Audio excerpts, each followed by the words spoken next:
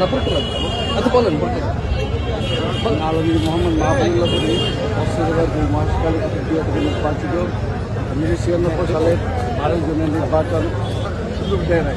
আজকে সুযোগ হয়েছে আমাদের শহীদ রাষ্ট্রপতি জিয়ার সুযোগ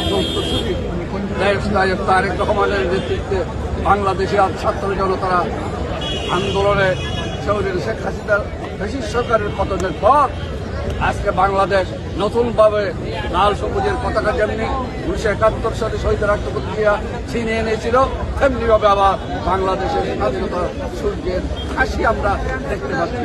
আজকে ম্যাডামের এই যে সফর মেডিকেলে চেকআপের জন্য যাচ্ছে ম্যাডাম, আমরা বাংলাদেশের লক্ষ কোটি বিএনপি পরিবার আমরা দোয়া করি ম্যাডাম যাতে সুস্থভাবে আমাদের এই বাংলাদেশে আমাদের কাছে ফিরে আসে, আল্লাহ যাতে তাকে হায়াতে তৈয়বা দান করে এবং বাংলাদেশের রাষ্ট্রীয় ক্ষমতায় যেটা আবার ম্যাডাম চতুর্থবারের ক্ষমতা অধিষ্ঠিত হবে। সেই জন্য আজকে বাংলাদেশের সমগ্র বাংলাদেশের জাতীয়তাবাদী পরিবার আজকে ঢাকায় ফিরোজা ভবনে জনজমায়েত হয়েছে।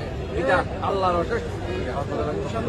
আমি কক্সবাজার জেলার পক্ষ থেকে ম্যাডামের জন্য দোয়া কামনা করি।